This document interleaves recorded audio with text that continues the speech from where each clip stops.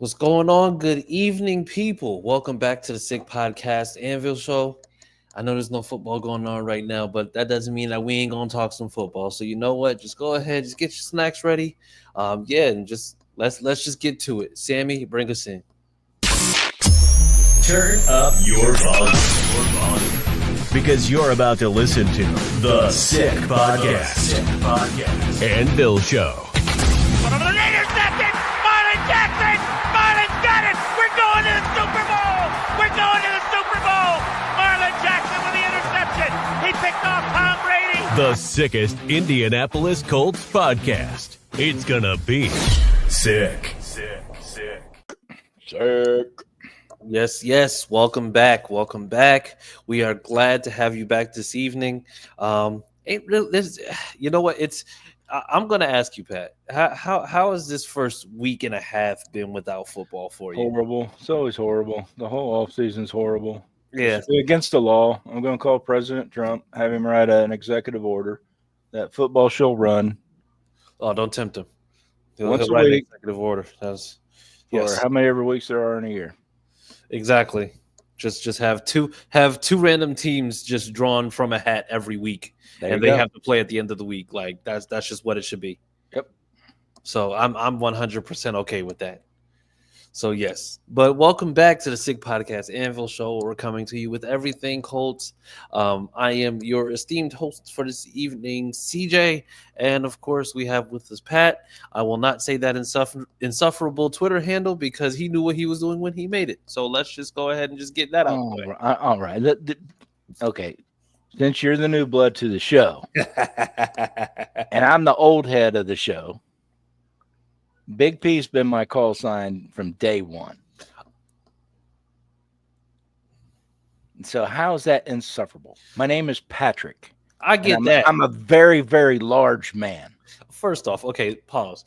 Because you're not just going to say we got to know when we're tiptoeing. Listen, it's just like the way that you made your mark back in the day is very different from, what's going on these days, okay? But we still love you all the same. We're all family here, okay? This is a family-oriented program.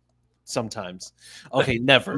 Most times. Listen at your own risk. Yes, exactly. But you know what? I think we'd be remiss because, like I said, we of course there's nothing in the news cycle, but you know what? We're officially going to be starting. We're going to be starting the news cycles officially as of next weekend because next weekend is going to be the NFL Combine in Indianapolis. So that'll definitely give us some great things to discuss. All the prospects that we've been talking about getting, or prospects that we've been talking about that we don't want, we're definitely going to see us or see them, up close. We'll be able to see the times. We'll be able to see everything. So yes, and so with that being said, you know what? This evening, kind of previewing up to that, we're going to talk about some of these prospects. We definitely going to talk about some of these prospects. Now, prospects needs, next week. Yeah, we're going to talk about team needs. Yes, team needs and our team needs, because you don't want to hear about the team needs for the Jaguars because they need a miracle. Yeah, they need a miracle. We don't give a shit about the Jaguars. We don't give a shit about Texans, Titans, Packers, Raiders. We don't care about none of them. Exactly. None of them. N-U-N-U-M. None of them. One team, one nation, and that's Colts Nation, baby. There you go. See, there we go. I like that. And that's what we're supposed to be. So you know what? Let's just go ahead and get into it, right? Because we've been discussing this all off season, and I think it's just like we definitely want to kind of touch on exactly what this is that we're going to be looking at when it comes to this draft, right? Yeah, because I tell you, Chris, tonight's topic should be a really fun one. And if Clyde didn't have a birthday party for his son, he would be here, and it would be even better.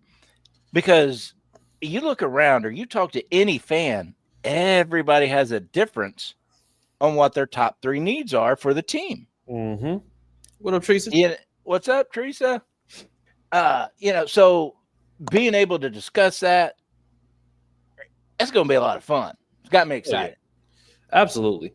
And you know what? I think we definitely are going to talk about that. So you know what? Just to kick us off, Pat, what do you have for your top 3 needs? And I want you to just go ahead and just break them down like piece by piece. All right. Well, I'll start with number 1. I need that linebacker. I need that killer linebacker next to Z. I need that train wreck. The guy that you gonna look at in the eye and say, "Hell no, I ain't running that way." Mm-hmm. I want that linebacker. Yep. Don't quite understand, or I haven't found him in this draft yet, but I'm still looking. Okay. So, but I know that's next week's show. Yep. But that is, for me, that's the number 1 need for the team is linebacker. And I say this because go back and look at any game. The opposing team damn near had twice the time offensively against us. Yeah. That means our defense isn't getting off the field. Our defenses aren't making stops. We got rid of Gus. Mm-hmm. So there's no more of this bend and break bullshit that he used to do. We Thank God. third and 15, and he backs everybody up 20 yards. Yeah. So hopefully that helps with my struggles on the defense. But then I look at all the missed tackles through our linebacking core alone. Our linebacking core alone was horrible, absolutely horrible. So I need that monster in the middle wrecking havoc. And we've talked about this before, Chris. We always thought Z would make a better weak side linebacker. Yeah. Just his athleticism, his speed, and his size. His size is actually a negative point to sit at middle linebacker. Yeah, because he's about what, 5'11", 6 foot? Yeah, somewhere in there. No. Yeah, I'm 5'10", and he's taller than me. So yeah, he's probably at least 6 foot. I'll give him that. But still, it's pretty small for a linebacker. Yeah. For Mike. So Yeah. that's my number 1 need, and that is the just of reasoning behind that need. I really, really wanted to look at the offense and upgrade it. Yeah. I really, really did. I really, really wanted to look at this Tyler Warren like, he's just going to come in and make this giant difference on our team, but he's not. Yeah. I'm sorry. I don't see any offensive players in this year's draft to make an immediate impact. But defensively, they're out there. Yeah. So my next 2 picks are going to be defensive too. And that's fair. I think that's where we're trending, and I think that's where the trends are going to go. I got to point this out because Teresa, she said, we're tired of reading Aaron Rodgers is coming here. We don't want no damn Aaron Rodgers. I'm right there with you, Teresa. And she also said, I watched the show. I was your guest. We had when we just got Steichen. Oh my God, I was so wrong. So yeah. So, but you know what? And I think, like I said, if we're talking about the team, you can't really speak on a lot of other things. Like we know that we need to get a tight end that's going to be better than what we've had previously. But then I think we also understand that utilizing a first and a tight end when you know for a fact that you're potentially still going to have some holes on your defense is going to do more harm than good. Absolutely. So and before you spend a top 20 pick on a tight end and me go along with it, I need you to prove to me that you're going to utilize that position, and it's actually a position of need. Mm-hmm. And until you do that, I'm going to be against drafting high on a tight end, regardless of the talent that's there. Yeah. And like I said, and also to kind of double down on your point, and then I want you to get to that second group, what you were talking about. What we see from especially in Zaire's position, the guys who are a little bit shorter, it's just like if they're shorter, generally they can actually go ahead and just play they can play coverage really well. And so the thing is, it's just it's not to say that he can't, but the thing is, it's just you see that playing in coverage, whether it be man or zone coverage, it's not his strong suit. So the thing is, automatically, it's just you're pretty much taking somebody who's a little bit undersized out of a play. And I think that's the one thing for me, with Z, it's just I have no doubt he can close, when it comes to the outside. But the thing is, having that threat right there in the middle is okay. Yeah, man, it's like the Ray Lewises of the day. Yeah. The old boy from Green Bay, Matthew. Clay Matthews. Clay Matthews, yeah. These kind of linebackers make you change your offensive game plan. Yeah. Patrick Willis was another one. Patrick Willis, Fred Warner out there, and you are going to have to find ways offensively to get around his ass because you're not getting through him. Yeah. That we seriously missed that. Yeah. I was so upset last year because I'm looking at this talent on the front seven, and I'm like, ain't nobody going to run on us. And they ran down our throat all year. Yeah. All year. Straight down. They didn't try to do anything crazy. No. And you're running 23 dives. Yeah. You're running some Bantam shit plays. Yeah. And getting success from it. Yeah, and they definitely I think teams just knew that we weren't going to be covering well. We weren't going to be doing many of the things that we should have been able to do when it came to the run. And I mean, honestly, it's just because of the fact that it's one of those things where Gus's scheme required you to play in a base formation. If you have a 7-man front, best believe 4 of them are going to be on the D line and 3 are going to be waiting on the next level. And that was the worst part about it, because it's just there was nothing that was disguised to make it seem as though it was going to be anything different than what it was previously. And, you could just see that the defense just got worse as the season went on. Yeah. Now, give them credit. They're probably the most physical defense I've ever seen because of the amount of time they've stayed out there. Yeah. I mean, you have to be, but the thing is, it's just that's not something that speaks well for their case. I mean, how many weeks did Nick Cross lead the league in tackles and the team in tackles because of the fact that, the people who were running past the D-line, running through the linebackers to the point where the safeties had to get the stops forced on the back end.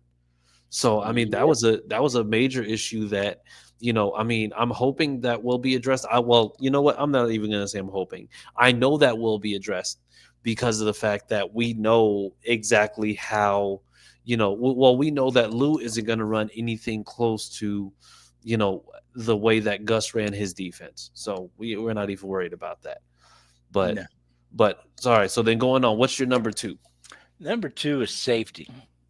Okay. And next week's going to be real fun because there's a couple that I've really got my eye on that have real possibilities of. Give me dropping. 2. Give me 2.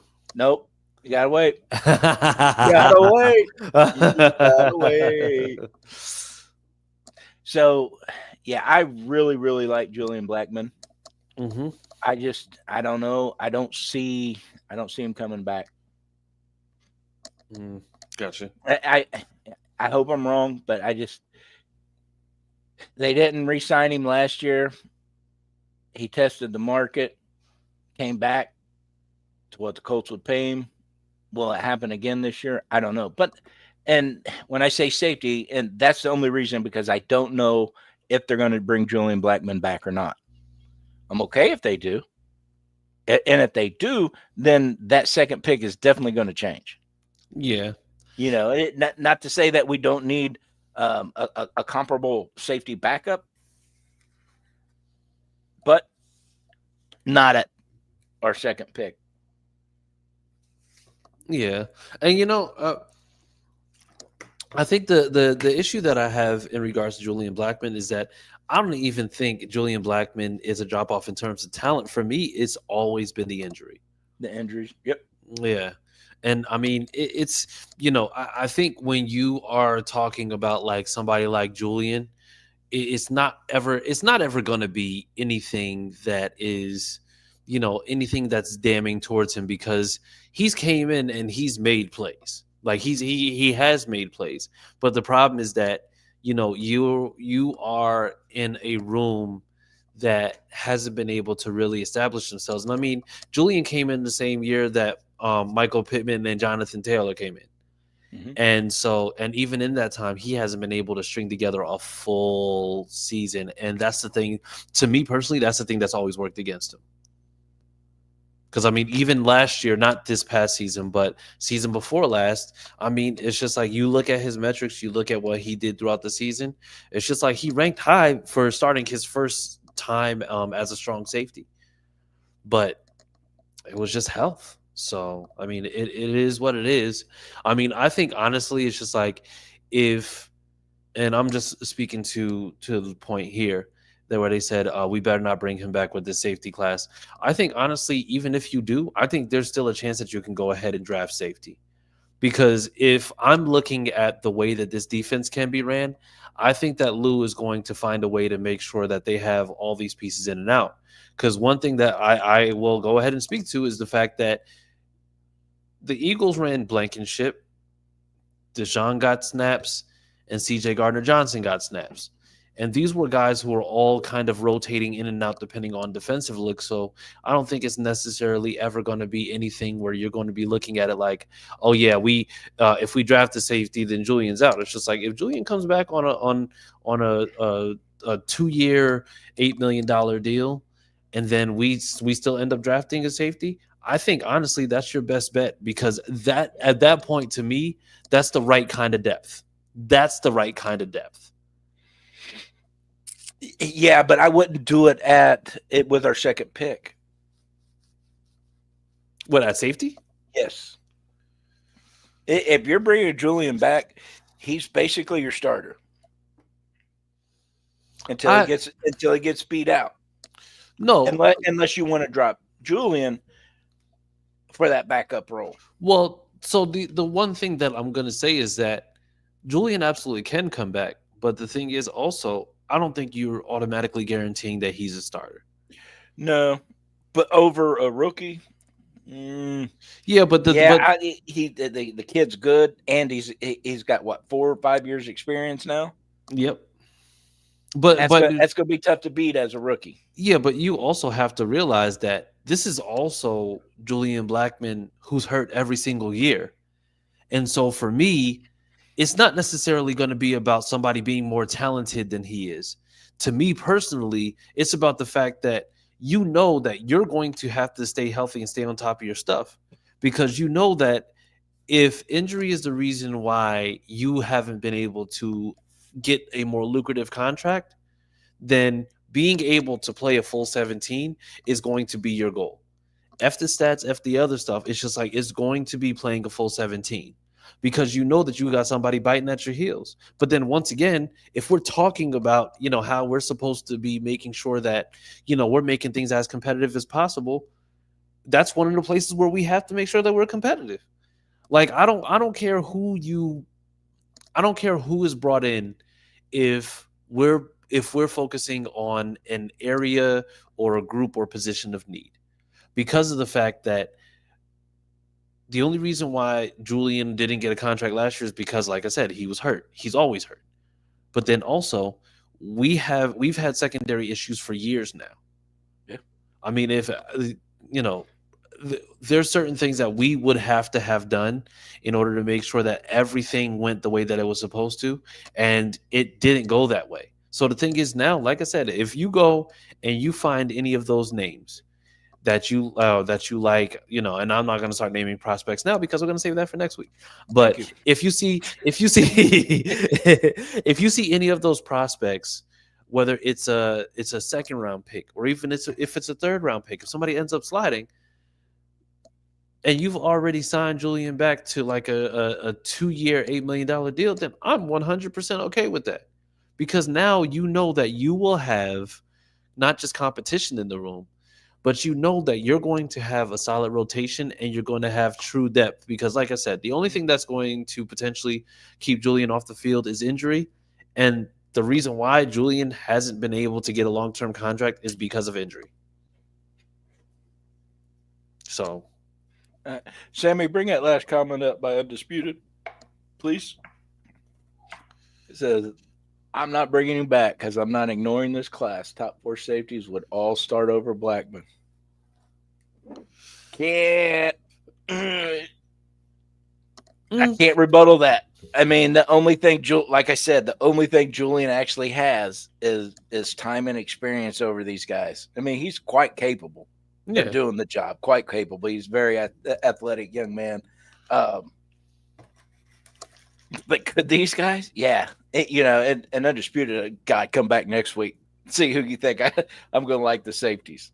The safety class is nice. Yeah, the safeties. Like I said, I do like the safeties, and like I said, that's why even now, like I said, we'll see how it shakes out because like I said, we're just talking about like the top 3 needs, and mind you, we're talking about the top 3 needs before we even potentially go into free agency. Now, are we going to do anything in free agency? Who knows? I have no expectations, but we'll see what happens when it comes to free agency because you know how that goes. So with that being said, now Pat, what is your third? All right, first of all, Undisputed has got to quit stealing my thunder for next week. Oh, okay. Yeah, we spend a lot of time in these spaces discussing this stuff. So yeah, my third one is corner, and for a lot of the reasons you just spoke about on Julian, I'm putting those on Juju. I like the kid. The kid's very talented. And I'm not going to say any professional athlete is injury prone, but facts are facts. Your talent is no good when you're not on the field. And that's fair. And that's the harshest way I'll say it. Because I've played this game. I don't know how many concussions I've had. I don't know how many broken fingers I've had, how many this, how many that. You got grown-ass men running at each other 22 miles an hour, head on. Shit's going to break, Bubba. Mm-hmm. That's no knock on anybody because of the circumstances. But there's players out there that know how to sidestep a little better than others to where they don't get hurt. Yeah. If that makes sense. Well, they know they have better technique in their tackling or their angles, and it's not so rough on their body. It's rough on the other guy's body. Yeah. And I think this is what Juju's missing. Yeah. You know what? I'm going to, because like I said, I do agree. Because also the issue with Juju has been, it's not, he has more, I'm going to say he's had non-contact as well as having contact injuries. So for me, the issue with him is going to be, it's him just staying healthy, right? Because I mean, like I said, it's just like we had 2 years, and I mean he's missed the majority of both. Yeah, and it's tough because of the fact that you've seen that he can cover and he could do certain things. Now, maybe a scheme change could potentially help that. Because at the end of the day, because the thing is also, we know exactly how Gus's system was. He was having to play in some of those zones. It's a lot of quick react. It's a lot of, if you know exactly how to play Gus's tight cover 3, you know that you can go ahead and do it by getting some of those out routes, getting some of those, like those quick slants, some of those comeback routes. A lot of that stuff works in and out. And a lot of that is stuff that you have to kind of figure out on the fly, where we don't know exactly how Lou is going to use these guys. But the thing is, we're probably going to see that he's going to throw some exotic looks where they'll be able to play a lot of bump and run where they'll be able to make sure that they're actually playing up and playing a little bit more naturally. Because, I mean, honestly, you look at Juju's tape when he was in college, and then you look at his tape in Gus Bradley's system, you wouldn't even believe he's the same player. But also, we have to err on the side of caution now because of the fact that he has 2 years where he just has not been able to stay on the field. Yep. And that's why that's at my number 3rd pick is who I'm going after. Now, could we possibly swap the number 2, number 3 from safety to corner and vice versa? Depends who's out there. Depends who's on your big board. Yeah. And what all the gut feelings are around the league on who's next to come off. If you have a corner that you really, really want to fall to number 3 at your number 3 position, but you don't think he's quite going to be there, but you'd rather have him over the safety. Yeah. Go for it. Go for it. Because I can't say that corner is more important than safety. And I don't want to say that. And I know some people will. And some people will say it the opposite way. But I say if you want to get that corner on your number 2 pick, go ahead, because so much of the game is the middle of the field. It's not the deep balls. The deep balls can kill you, absolutely. But that middle field game, that's where it's won and lost. Yeah. And that's where everybody's going to. Those 15, 20 yards. And your safety's not going to cover those plays. Your corner is. So your corner is going to cover more plays that have a potential impact than a safety. Well, yeah. But you know what? I'm going to say I will say that I think there absolutely is truth to that statement, but I don't think that that's necessarily the absolute standard. Because no, not at all. Yeah, I'm just saying, if you want to trade my number 2 for my number 3 from safety to corner, I'm okay with that too. And that was my reason of why I'd be okay if anybody wanted to switch my 2-3 picks. Yeah. Yeah, but I think those are my positions. Those will be my top 3. Okay. All right, that's fine. I mean, I think I'm in the same ballpark. I think I just have one slight difference. And I mean, like I said, I talk about recency bias all the time, but I think we spoke about it last week because it kind of reaffirmed my point. But I want to get another edge rusher on the other side of Latu. Because if I'm being honest, we talk these days, we talk about defense just kind of having to just be out there, right? And the defense has to just be there just to make sure that you have guys who are just affecting the game. But to me personally, I've never seen. I just read that last comment. I'm sorry.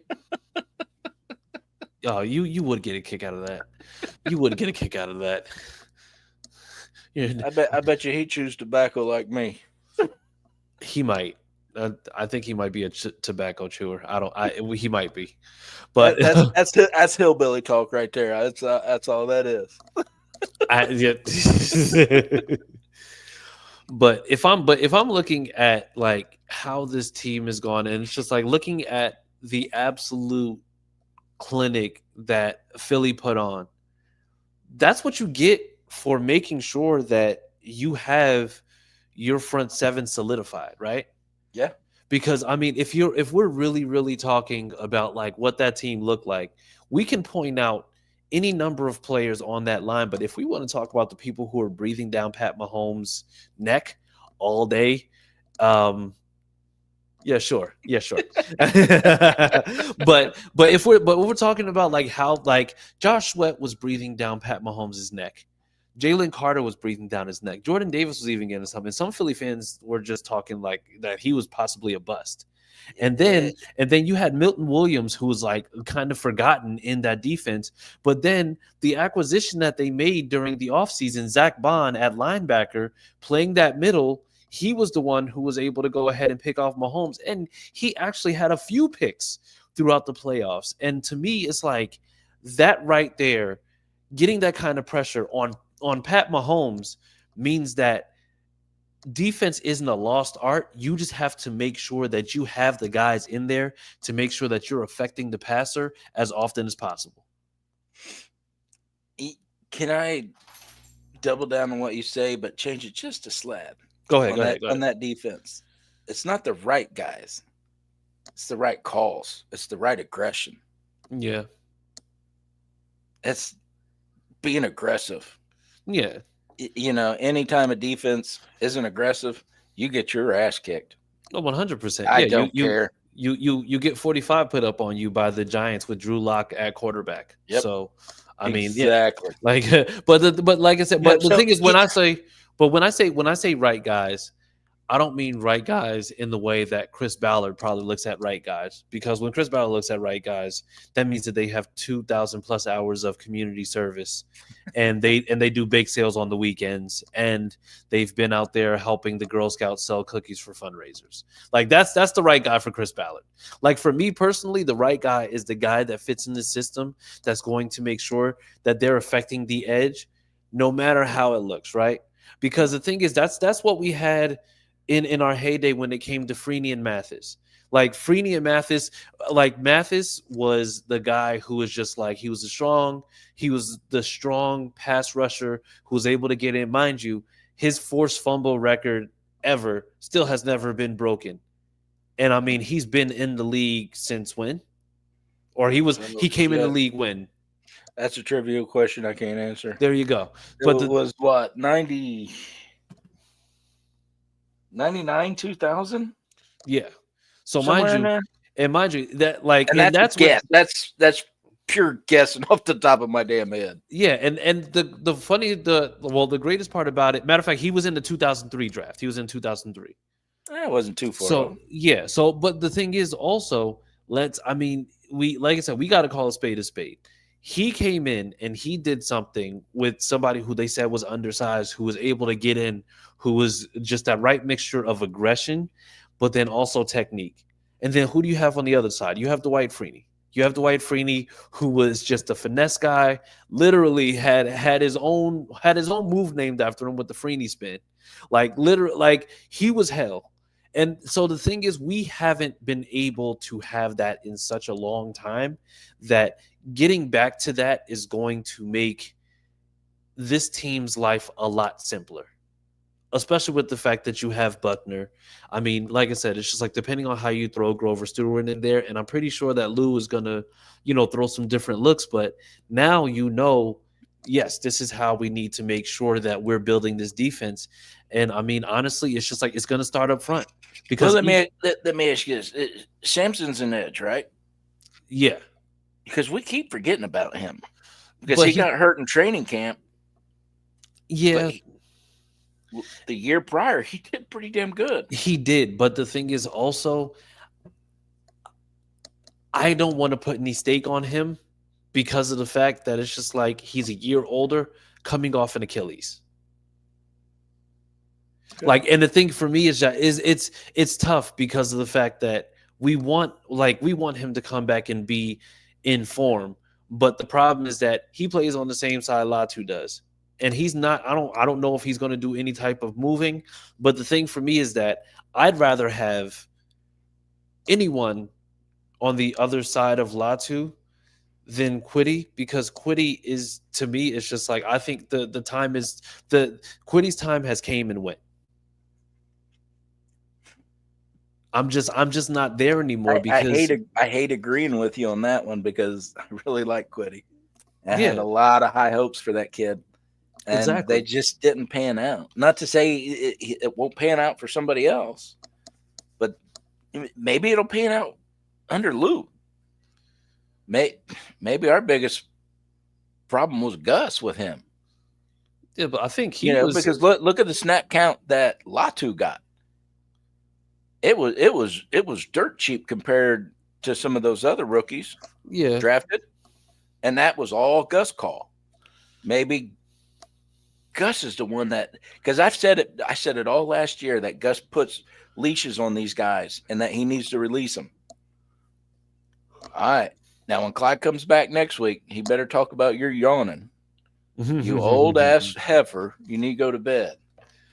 Hey, listen, He always beat me up because my old ass needs to go to bed.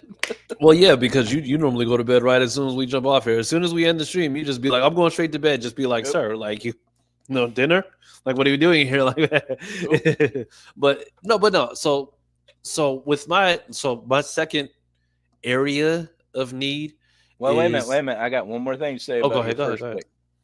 If you're going to go edge, you better bring in Greenlaw and free agency. I don't know. It's honestly, I know who Greenlaw is. No, Greenlaw's my number, is my middle linebacker, not your edge. So if you're going edge with that first pick at 14, you better get Greenlaw. I still don't know. Greenlaw is good, hands down. But the biggest issue for me with Greenlaw is the fact that he's had so many injuries, and all the injuries, he has one head injury in terms of the concussion. Every single injury that he's had, and he's had about 4 to 5 different injuries, every single injury is a right leg injury. I didn't know that. Yeah, that's a tough part for me because I want to be able to say, oh yeah, like if we get Greenlaw, we're straight, we're good. But the problem is that it's just like literally it's the same leg every single time. And that's why it's hard for me to get like I like Greenlaw. I think he would be a phenomenal addition to this defense. You got Omaha for that yawn. Come on, Teresa. Don't hold this against me, dog. Girl. Don't hold it against me, dog. But, get him. But in all seriousness, like I said, I don't like he's going to get a good contract. But I don't want to grab. Yeah, I understand. I understand. Yeah, so that's a little bit tougher. But you know what? We're going to go into the next one because the thing is, I'm not quantifying cornerback or safety. I'm just going to say secondary. Okay. Because to me, secondary way out of it, but go ahead. Well, no, because if we're looking at how this is going to go, right? Because I can see an ideal scenario is that we potentially grab a safety, and I'm going to say grab a safety that's been a starter, okay? Not a depth piece, somebody who's been a starter. Grab a starter out of free agency, and then draft a corner in the draft, or vice versa. And the only reason why I say that is because of the fact that the secondary group has been so neglected for years that at this point it's like we can't afford to. I'm not going to say neglected, but the term Ballard uses, swing and a miss, is what I'll use on secondary. No, what cornerback pick has worked out for him yet? None of them. Isaiah Rodgers is probably the closest, and he got rid of him for the gambling stuff. Well, yeah. But everybody else has kind of been a bust. But that's the reason why. But also, outside of Stephen Gilmore, who has he kind of dipped into, knowing that he hasn't had that luck with cornerback, and who has he gotten outside of Gilmore? Because the thing is, he has legitimately gone either super late round draft picks when it comes to corner, or he's gone 49ers practice squad. There's no in between, because we've seen that year in and year out. And then you know what happens, and it happens like clockwork. It's like what happened with Dallas Flowers, 2 years ago. Dallas Flowers, oh yeah, he's going to have a great year. It's going to be promising. Everybody gets excited. Why? We haven't necessarily seen him play. We just know we're supposed to be excited for Dallas Flowers. Maybe it's because he has a cool name. I don't know. But then he goes and he ends up getting hurt. And so now we're just like, damn, we would have been so good if Dallas Flowers would have played. But then Dallas Flowers comes back this year. He's healthy after being injured. He plays in games. And they're just like, dang, this guy sucks. This is what we've been excited for. He didn't even make the roster the rest of the year. No, he cut they cut him. They cut him because that's what they should have done. And so, but the problem with that was the fact that we had the opportunity to go and get veteran corner numerous times, and it just didn't. And to me, it's just like veteran corner to me isn't going to be like those guys that are like, 35, 36 years old. No, because the thing is, for a lot of them, teams sometimes are hesitant when it comes down to cornerbacks being 28 or 29 unless they've been 100% absolutely freaking elite. But the thing is, it's just like you're not going to hurt yourself by saying, you know what, let me get a veteran cornerback in here because I just drafted 2 corners in the draft this year. Rather than saying, well, you know what? We'll see what the young guys got. And then they go out there, one gets hurt, and then the other one, is basically just getting beat like a drum. I mean, until he gets to a point where he's just like, oh, okay, this feels a little bit better. I'm not getting beat like a drum now. I'm getting beat like a Little Tikes drum. I want to recant my statement a little bit. Jones. No. Yeah. Jones has played really well. And he was what, a 6th, 7th rounder? But yeah, but has he played really well, or has he played really well for a 7th rounder? He's played, in my opinion, he's played really well. So, and the thing is, I'm not going to say that he has moments, but I think the thing that I'm looking at the most is the fact that he's somebody who, when you're looking at a 7th round corner, the expectations are basically like in the basement. And so for me, it's just like when you have moments where he does well, and let's just say in a span of about 6 games, he puts together a decent 2 games, then we're just looking like, oh man, yeah, this guy, he's doing pretty well. Like he's doing what he's supposed to be doing. But the problem is that we're saying, oh yeah, well, he should be good. Or no, he's doing pretty well, rather than saying, all right, he's doing well. But we absolutely need to make sure that we get somebody else in this room, because we don't need to just take he's doing well and just have that be, well, he just needs to be the starter then. I think he would benefit from having somebody be like a certified CB1 so that he can possibly play like a CB2. Kenny can go back to playing nickel.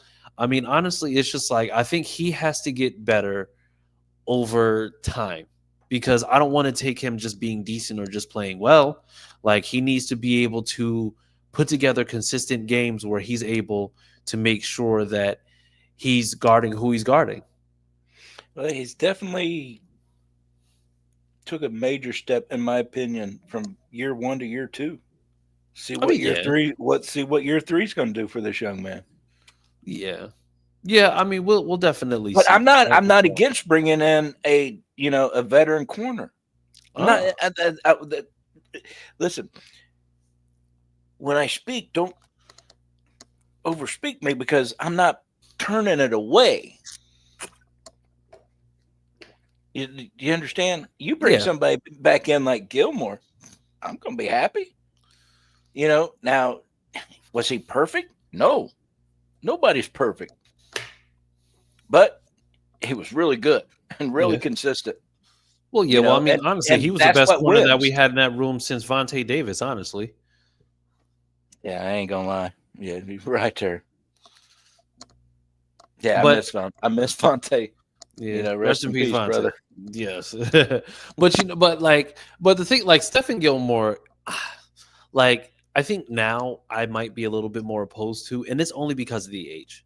No, I'm not saying bring him back in, but somebody like him. Oh yeah, talent, absolutely. With his tender, I wouldn't be opposed to it. Yeah, But like with you and a safety, if you bring in a free agent safety, you can still draft one. There's Yeah. one on that board that you really like and that, you really think he can learn from your free agent, get him. Do the same thing with corner. Mhm. These are, God, I wish I had a staff to run stats for me. What's the most injury prone position? Most injury prone? Yeah, Chad, if anybody out there knows about it, Let's see. let me know. But on our team, we're constantly seeing our cornerbacks hurt. Yeah. We're seeing our safeties hurt. So having that kind of depth behind those positions that that these players keep getting hurt at, it's a good thing. Yeah. By the way, O-line is actually the one most likely to get injured. What? No. No. You're using Lugal, not Google. Last time I checked, I know how to spell Google. You're using Lugal. But also, let's go and okay, see, like this I love, right? Now, is it gonna happen? I don't know. But he says, I want Denzel Ward to request a trade so bad, LOL. But I like DJ Reed or Shavarius Ward from San Fran in free agency, right? So Ain't mad at that comment at all. Ward in free agency for me, I'm just like, you know what? You got it. We can focus on what we need to focus on now because I think Ward is going to absolutely be able to come in, but I think it's kind of what I've been talking about for the last couple of years. You bring in somebody who's closer to the younger guys in terms of the skill set, in terms of what they're able to do. I think you see a much quicker maturation process because for me, Ward is a taller corner. He has speed. He's able to play man, but then he's also able to do some press. So and that's Ballard's kind of corner. Those tall, linky, long-armed guys. Yeah.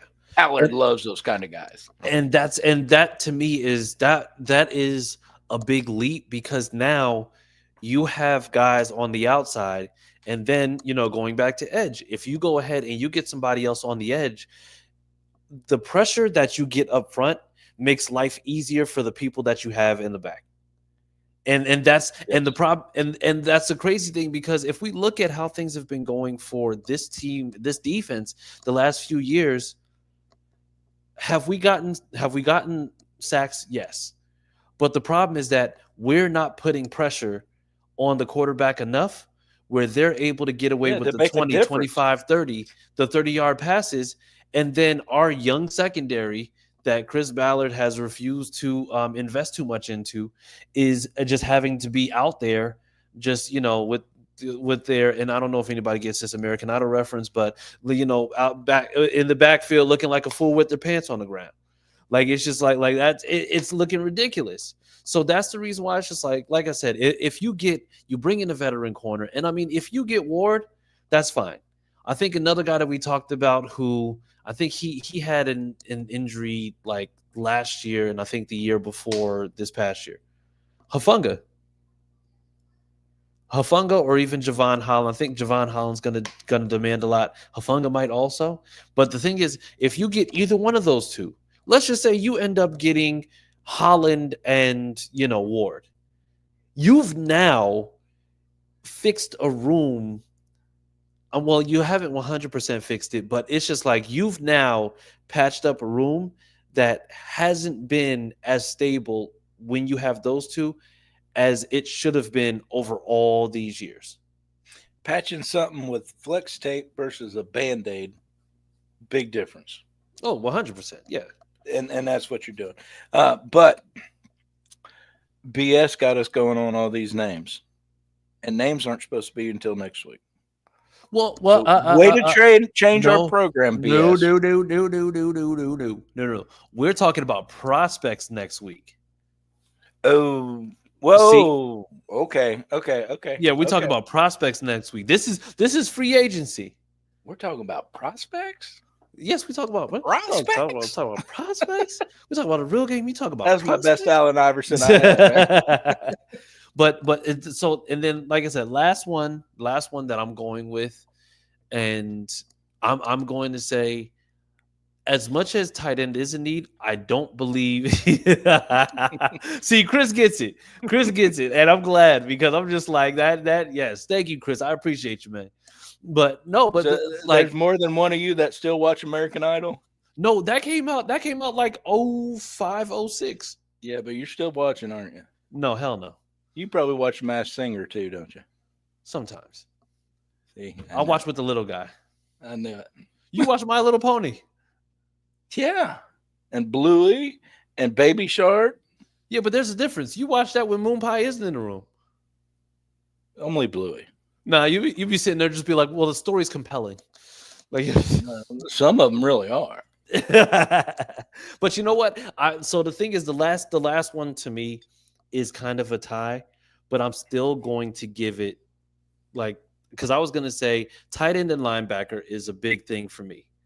But the thing is, tight end to me, I think we've thrown some names out there. Like Michael Mayer has been a name that we could throw out there. I think there's any amount of free agent tight ends that you could put out there and potentially draft one that will now make sure that you fix that room, as opposed to fixing how these linebackers are. Because to me, the linebacker is another big need. Because so the thing is, so wait a minute, what position you going here? I'm going linebacker. I'm going linebacker. Okay, number 3. Yeah. So the thing is, and threw me off with that tight end shit. Yeah, sorry about that. But no, where's he going with this? Yeah, linebacker is the biggest thing, and the thing is, it's for a couple different reasons, right? Zaire, with as many tackles as he had the most missed tackles. EJ Speed was another one who had a gang of missed tackles, and he's probably not going to be coming back. Probably not. So the thing is, what do we have now? We have Zaire, we have Clyde, which I think in this defense, he has a lot of promise to him. Clyde is somebody who has a lot of promise. But I think, when we look at this linebacker core, this linebacker core is sorely missing that linchpin, like right there in that middle. Like, because to me, it's just like, I think Zaire is going to be a better outside guy. I think Clyde is going to be a better outside guy. But then we need somebody in the middle who's going to be able to roam, who's going to be able to cover, who's going to be able to do all these different things. And we've been missing that for some years. We've been missing that since Shaq, was playing under Eberflus. And that was, 4 years ago? But even still, Shaq didn't change an offensive plan. So Shaq wrecked havoc. Don't take me wrong. He was one of my favorite players. Still is. But he didn't wreck havoc like a Ray Lewis, like a Fred Warner. None of those. He didn't do that. Now, when I talk about changing offensive plan on a middle linebacker, they're taking a lineman and a run play. And like, all right, you got him, and you better do something because he's going to stop us. Yeah. Well, you take a lineman off of your front four. Now your front four is going to react better and quicker.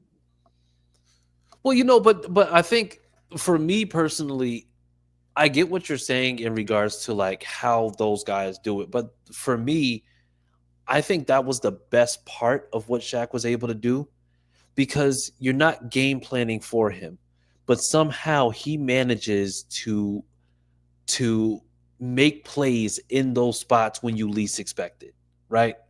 And I mean, that was part of the allure when it came down to the forced fumbles.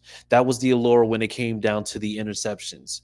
That was part of the allure when it came down to how he was able to just like play in coverage. And then, and so for me, was he somebody who was feared and revered? I don't think so. But the thing is, not feared and revered. And this is the thing about Shaq. And I know me and Clyde's talked about this. But Shaq, he was a free Mike. Oh yeah, like 100%. A free safety. You can't game plan against somebody that is just running all over the field, and that there is no way you're going to track this guy's movements over a period of time. because he's all over the field, just like a Troy Polamalu. The only way you can game plan against somebody like that and somebody like Leonard is go the other way, because you don't know what they're going to do, because they're free roaming, and they wreak havoc that way.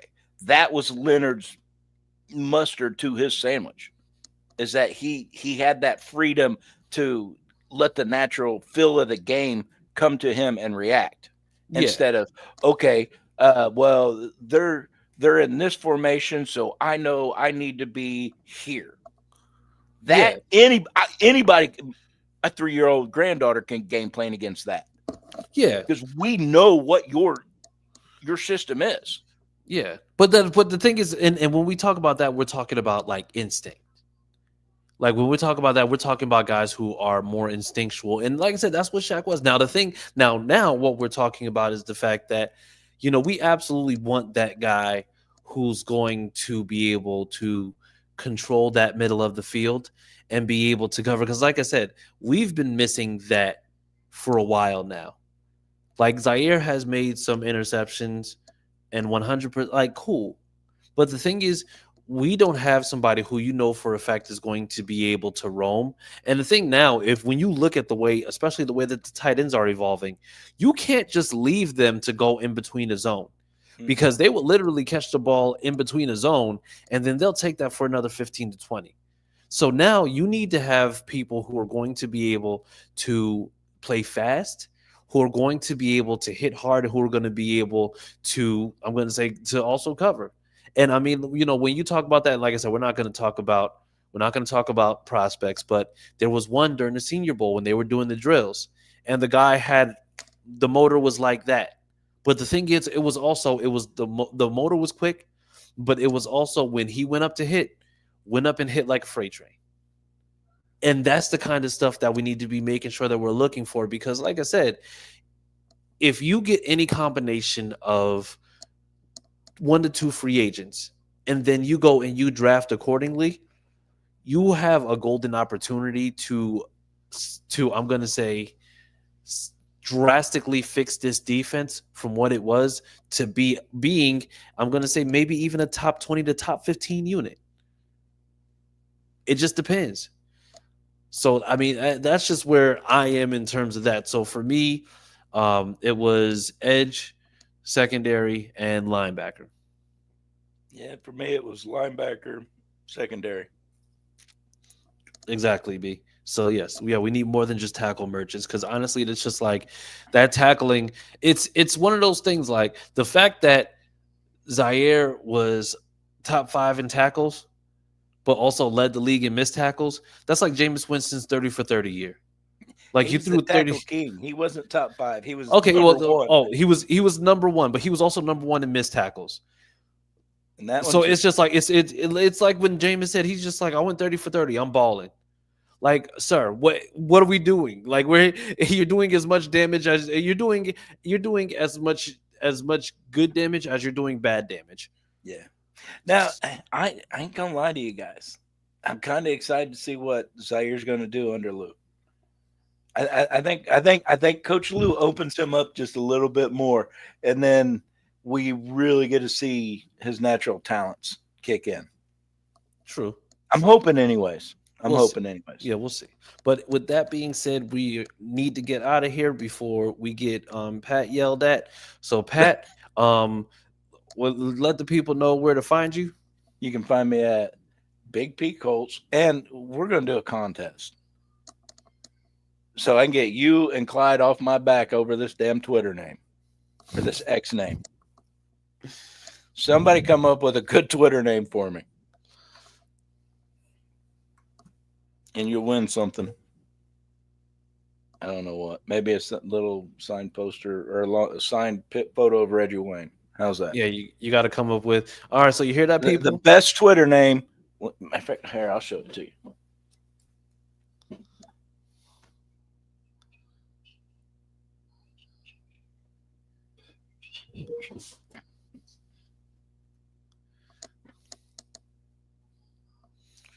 Or you know what you can do? You I can wish get those things were you could longer. get your Grill Master 5 signed and give those away.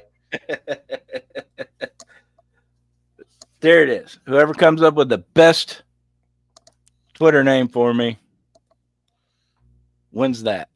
Shit, I'm about to do it my damn self. I don't know. But yes, and you can find me at CJ Colts fan. Make sure, and also for that contest, any names that you have for Pat, make sure that you write Pat's new X handle is, and then make sure that you write it. Make sure that you put all your submissions at SickPod Colts on Twitter or X, depending on how you identify it. Yes, make sure that you go ahead and put it on there. And follow us as a collective on the X. You hear what I said, right? See, I heard what you said. See, you can't help it. Like, listen, it just I only flows. did it for you. But follow us on X as a collective at SickPod Colts. Tag us and put your name in, and whoever wins, and we'll let you know. All right, absolutely. So with that being said, we will see you next week where we'll be talking some draft prospects ahead of the NFL Combine. Stay safe. If you're in a place getting hit with cold, stay warm. Hit with snow, get out the way of that. Yes, so just make sure. Oh, hey, Teresa already came up. She said squat, waddle, and roll. Not sure what that means, but you know what? We're going to go with that. So, yeah, so Sammy, take us out. And that's a wrap. Hope you don't miss us too much until next time. Follow the Sick Podcast and Bill Show on YouTube, Instagram, Facebook, Google Play, and Apple Podcasts.